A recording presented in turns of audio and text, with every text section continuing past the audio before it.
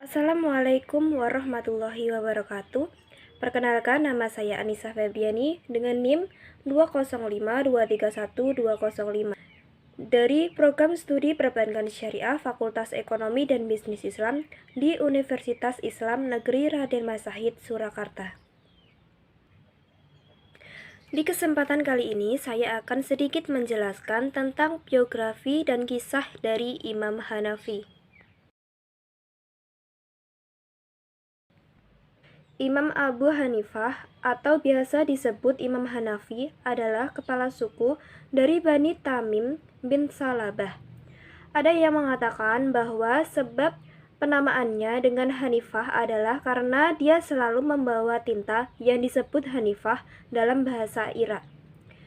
Dilahirkan pada tahun 80 Hijriah di Kufah.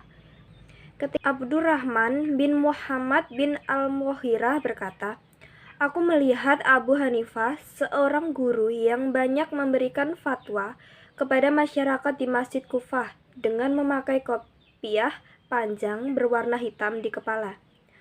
Al-Fudail bin Iyad berkata, "Abu Hanifah adalah seorang yang ahli fikih dan terkenal dengan keilmuannya itu.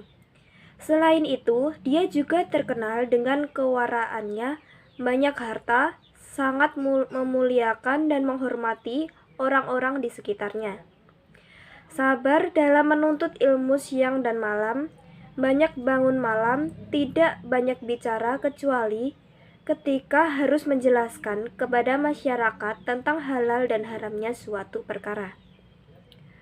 Dia sangat piawai dalam menjelaskan kebenaran hukum dan tidak suka dengan harta para penguasa." Ibnu As-Sabah menambahkan, jika ada masalah yang ditanyakan kepadanya, dia berusaha menjawabnya dengan hadis sahih dan menggunakannya sebagai dalil walaupun berasal dari sahabat dan tabi'in. Jika tidak ada, maka dia akan menggunakan qiyas, dan dia adalah orang yang piawai dalam menggunakan qiyas. Cara beliau berijtihad dan menggunakan pikiran terlihat dari bagaimana beliau memposisikan Al-Quran, Sunnah, Ijma', Qiyas, dan Ihsan. Ada sebagian kalangan yang menyangka bahwa Imam Abu Hanifah itu sedikit perbendaharaan hadisnya dan beliau tidak meriwayatkan kecuali 17 hadis saja. Ternyata ini adalah pendapat yang salah, karena yang benar adalah beliau meriwayatkan hadis secara sendiri berjumlah 215 hadis, selain yang dikeluarkan secara berserikat bersama imam-imam lainnya. Beliau memiliki kitab Musnad yang di dalamnya diriwayatkan sebanyak 118 hadis dalam bab salat saja. Murid-murid Abu Hanifah yang tersohor antara lain Abu Yusuf Yakub Ibrahim Al-Ansari, Muhammad bin Al-Hasan, Zufar bin Hunsail, dan Muhammad bin Zijad.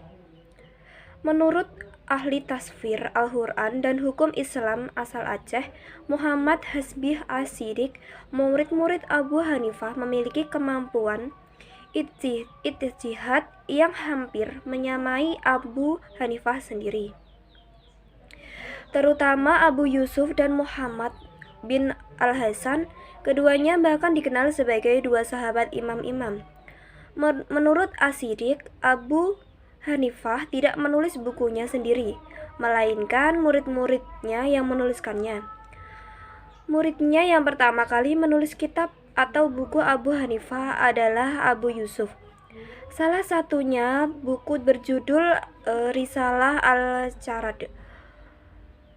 Kitab tersebut menjelaskan dan menguraikan tentang perihal upeti. Sayangnya, kebanyakan buku yang ditulis Abu Yusuf tidak diturunkan dan kurang diketahui. Sementara murid Abu Hanifah yang lain, Muhammad bin Al-Hasan, menulis lebih banyak buku terkait mazhab Hanafi dan menjadi pegangan utama para penganut mazhab Hanafi. Buku-buku tersebut antara lain Al-Jami'ul Kabir, Al-Jami'us Sahir, Al-Mazud, Al-Sijarul Kabir, As-Sijarut Sahir, dan Az-Zijadat. Keenam buku yang ditulis oleh Muhammad bin Al-Hasan juga dikenal sebagai Kitab Zahirul Riwajah oleh para penganut mazhab Hanafi. Keenam buku tersebut kemudian dikumpulkan lagi oleh Al-Hakim As-Siddiq dalam karyanya yang berjudul Al-Kafi. Kepakaran dalam bidang fikih. Yahya bin Sa'id Al-Hatan berkata, "Aku tidak berbohong kepada Allah, bahkan aku belum pernah melihat pendapat yang lebih baik dari pendapat Abu Hanifah."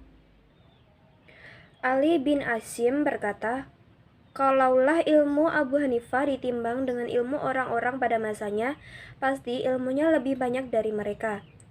Hafsin bin Hiyas berkata, "Pendapat Abu Hanifah dalam bidang fikih lebih detail daripada syar'i. Tidak ada yang bisa mencelanya kecuali orang yang bodoh." Az-Zabhabi berkata, "Kepemimpinan dalam bidang fikih dan seluk-beluknya yang rumit diserahkan kepada Imam Hanafi ini. Ini adalah masalah yang sudah menjadi rahasia umum. Tidaklah berarti apa-apa sesuatu yang ada dalam pikiran kalau siang hari masih memerlukan petunjuk."